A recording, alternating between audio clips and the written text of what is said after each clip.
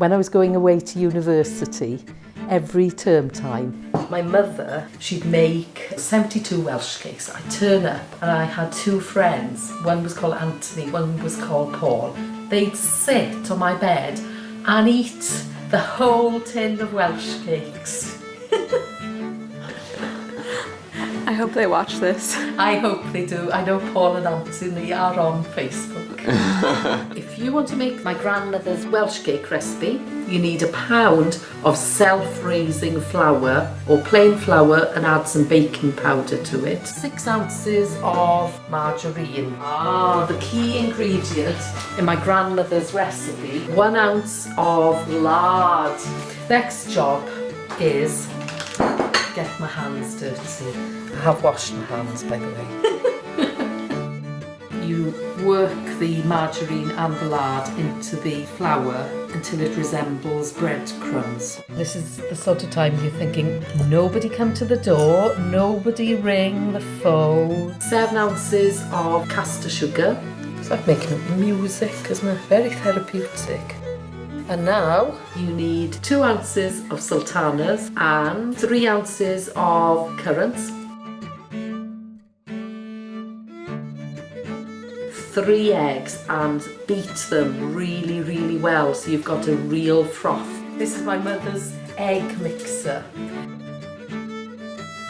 Yes, I could use a whisk, I could use, but this is the best gadget for whisking the eggs. Marvellous, isn't it? Can you see the froth? So then you get a knife. You're not supposed to stir things with a knife, but I find you don't lose as much of the air. And now you need to knead them. You need to bring everything together, and it's not like scones where you have to be quite gentle with scones. With Welsh cakes, you don't. I can remember making this when I was about 2 or 3 with my grandmother. And my grandmother always used to make loads and loads of Welsh cakes. When my grandmother passed away, my mother became a champion Welsh cake maker. We have to leave the mixture for 20 minutes, so I'll make you a cuppa.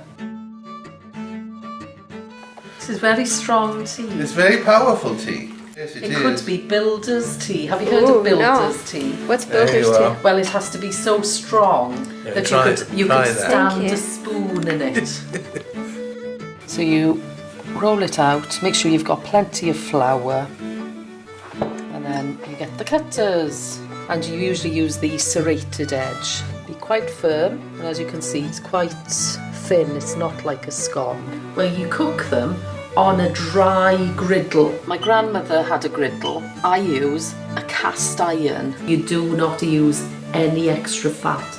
Welsh cakes were made for the coal miners going down the coal mines because they needed a cake that was portable. So in their lunchbox, they could just eat this little cake, a little bit of sweetness. Sometimes when you go to a Welsh wedding, as a wedding favour, they will make Welsh cakes in the shape of hearts.